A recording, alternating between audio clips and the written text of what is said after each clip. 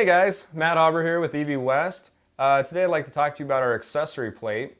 One of the biggest questions we get here at EV West is, what do you guys do about power brakes, power steering, and air conditioning? So what we've done is we put together a great kit that mounts on the front of any Warp 9 or Warp 11 motor.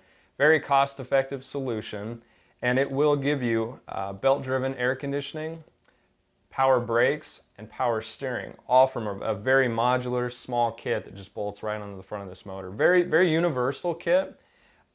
This particular power steering pump, it comes as a 2.5 gallon per minute pump. That's as it comes, but it can go anywhere from 1.5 to 3.7 gallons per minute.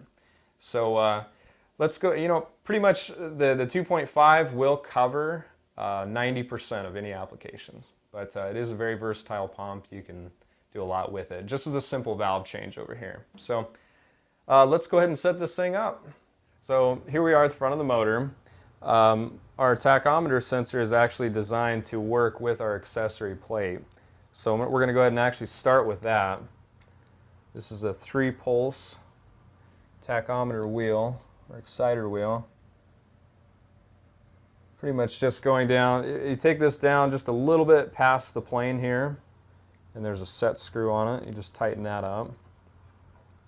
We've had very good luck with this tach sensor. It's worked with a lot of different tachs and a lot of different vehicles.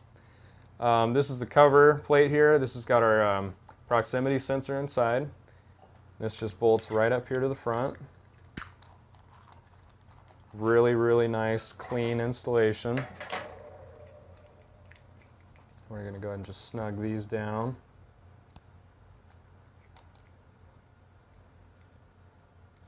So from this point, we're pretty much ready to install the accessory plate on there. Alright, so here's our accessory plate. We're just going to go ahead and set it on the motor. And that'll ride right on the pilot of the motor as well as the tach sensor. And you can see there's a bunch of different holes here.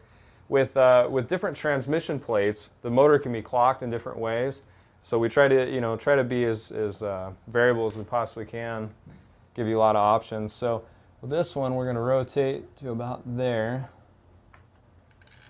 And these bolts just thread right into the existing holes of the accessory side of the end bell.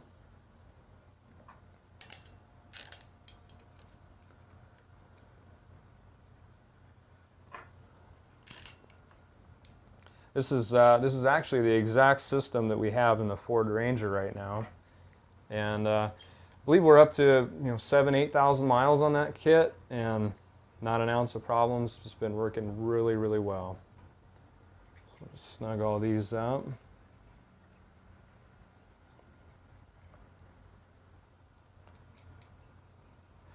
Now the beauty about this system is that on this side, this can be swapped out for any air conditioning pump that you have. That's kind of the design of it. These components, the valves can be changed on this side. Vacuum is pretty much vacuum, so you're good with every vehicle there. The only thing that does really change is the air conditioning. So this bracket can be pulled off, and if you send in your air conditioning compressor, we can build build a bracket that'll mount your air conditioning compressor to our system. So. All right, and we already have this system here. Like I said, this is the same one out of our Ford Ranger. So here is a Ford Ranger air conditioning pump. Just a 3-bolt setup. We do have these little spacers that we have to use to keep it off of the top of the plate. But this is just, we're going to go ahead and do this next. And we're just going to slide this down into the 3 holes there.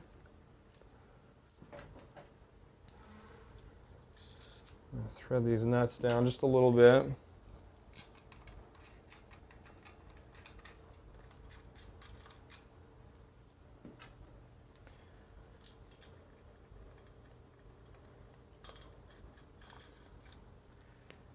Now in every kit, we're gonna put these are 3/16 pieces of aluminum, and what the idea is here is that you put this behind the pulley and in between the accessory plate.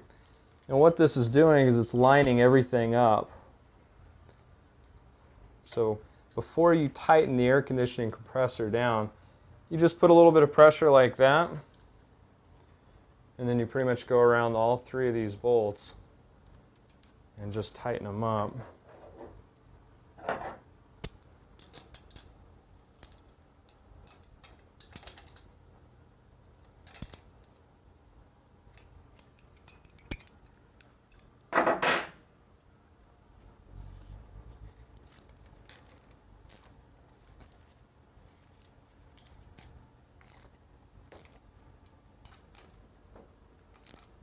Okay. Now, that's basically made sure that the pulley is straight in line with everything else and the depth is correct. So we can go ahead and pull these out. Now we're going to go ahead and put the crank pulley on. And this will just slide on just like this. And again, the same thing with these. Put them right behind there. Push it all the way down.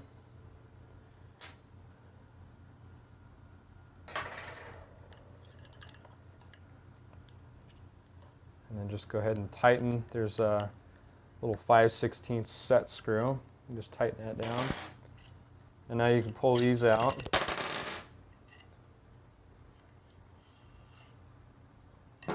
Just like that. So now, I mean, that's virtually it.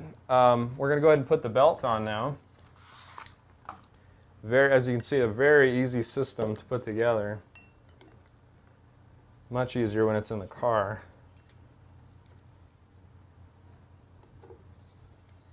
I'm just going to go around just like that.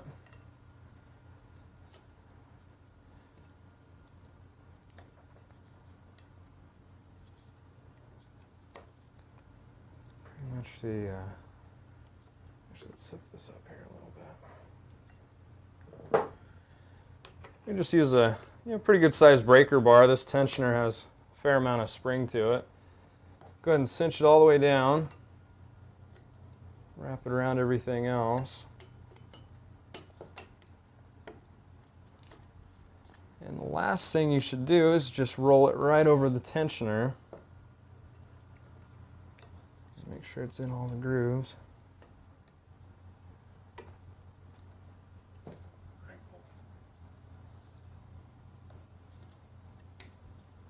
Okay, so as that, you kind of just walk it around. Again, this is quite a bit easier when it's actually on the vehicle, because you can actually torque on it a little bit more. But I just kind of walk this back and forth, just like that. Okay, so that's pretty much it. Once you have this in the vehicle, in fact, before you put the belt on, with all your lines hooked up, you really want to take this by hand and kind of hand prime it a little bit so you don't burn up the pump. The other thing you can do is you can jack the front end of the vehicle up and turn the steering wheel back and forth about 10 times without the motor running, and that really pushes any air bubbles through and really helps with bleeding. So I think right now we can go ahead and probably power it up. Just put on some safety glasses here. Yeah, let's go ahead and power this thing up. So there you go. As you can tell, I mean, I'm able to talk normally with this. Even if this air conditioning compressor was engaged and it was compressing, it'd be really quiet. The vacuum, as you can hear, is pretty much dead silent, and the power steering is silent. So, anyways, that's about it. Look forward to hearing from you guys. Thanks a lot.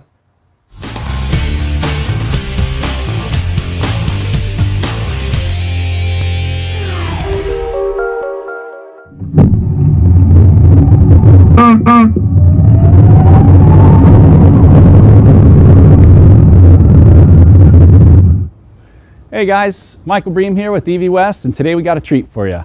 We have a 1967 Austin Mini Moke. This car is a cult classic. British Motor Company designed this car in the late 50s and went into production in the 60s. And if you can believe it, they actually wanted to make this thing into an army vehicle. They took it out and apparently low-sided the thing several times. It had really low ground clearance. And they quickly made the decision to cancel the project and turn it into a civilian vehicle. And this is what we're left with. They've made these, they made them for about 10 years in the UK. They shifted production over to Australia, made them up until about 1981 in Australia, and then actually took production to Portugal, where it eventually ceased production in 1993. There's still a ton of these around. They're extremely popular in resort destinations all over the Caribbean and, I mean, essentially all over the world. This one, like most of them, was painfully underpowered, had a little 800cc motor in it. So we did what we do best here at EV West. We put an electric motor in it, just full of torque, just tons of power up the hills. You can just about spin the tires anywhere you want. And we're going to take you for a little ride. We're going to show you the motor and just kind of give you a quick overview of what we did to this fine little vehicle we got here. Let's check it out.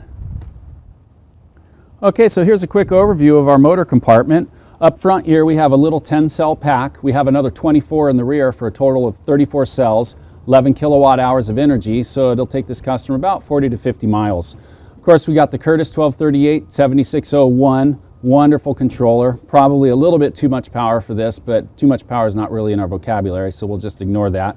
We got our water cooling kit over here, a little radiator down here, and of course we went direct drive in this, so we have a Graziano 10-to-1 differential reduction gear up front. We custom fabricated our own axles for it, so we use the Mini Moke on the outsides and the Graziano on the inside. Gives the customer the ability to change the differential. If this one wears out, we do have to use used parts for some of these vehicles, so it's always nice to be nice universal fit. And that's it. We cleaned up some of the stuff. We took out the hydraulic reservoir for the clutch that was previously in here, and just really simplified the engine compartment, made it a lot easier to get around in here. That's it for it up front. We'll go check out the back. Okay, so here we are at the back of the vehicle, and we got a nice little battery pack back here. 24 cells of 100 amp hours. Puts a little bit of weight in the back of the vehicle, helps balance the car a little bit better, which is kind of nice, and doesn't take up too much room, and it's nice and waterproof, so I'm not going to have any issues with that. Like I said, there's not too much to see back here, but just wanted to kind of show you where the rest of the batteries are. And that's essentially it for components in the vehicle. Everything else is nice and tucked away.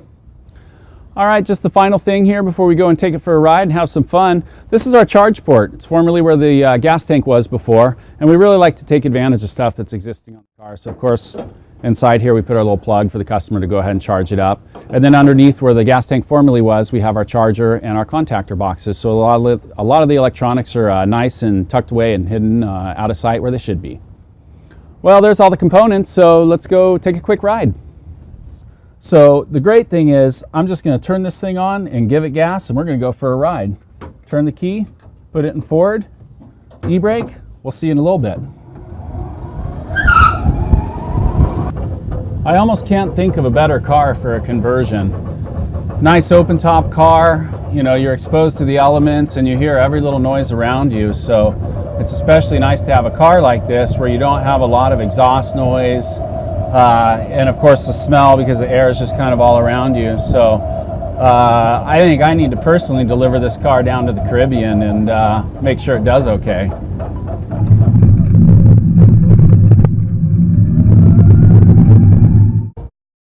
One of the best things about these are just the acceleration. This thing is, for a Moke, it's just blistering fast. I mean, it just goes at just about any time.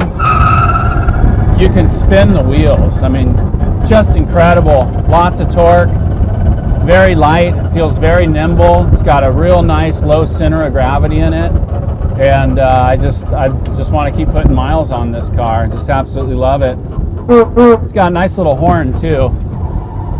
It's been the joke of the shop. Everybody's got to honk the horn.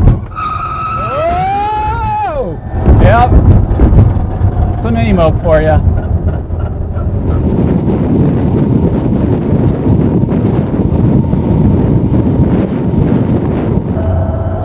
So another neat thing is we can program this for just about any power level. So before we deliver it to the customer, we'll actually give him a couple different power levels so he can drive it much more mellow. He doesn't have to worry about spinning tires or any of that stuff. And we'll actually give him a really high regen rate, so it'll be nice and easy to stop the vehicle going down really steep hills. Some of these older vehicles don't have the best brakes in the world. They usually have drums instead of discs. And so it's nice to have the added benefit of the regeneration from the motor. I'm going to go ahead and demonstrate that for you. And what I'm going to do, I'm going to accelerate a little bit here. We'll bring it up to about 30, and then I'm just going to let off the gas and don't apply any brake. And you can actually see how quickly this decelerates. So I'm doing about 35. I'm going to let off the gas, and look at that. It just comes right down to a stop. No braking whatsoever. So with a little bit of additional brake pedal, you're going to have excellent stopping distance in this thing.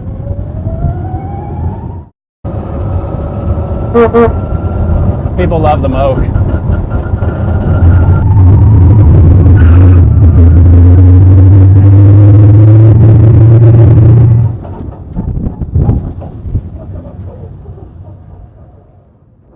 Wow, what a blast.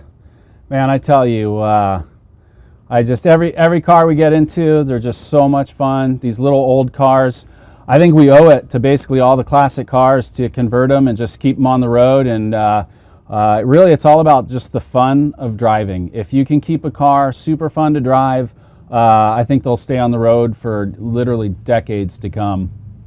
That about wraps it up for us today. I'm Michael Bream with EV West, and give us a call, give us an email, share your story, tell us what classic car you'd convert, because there's plenty of classics out there, and we want to convert them. We'll see you next time.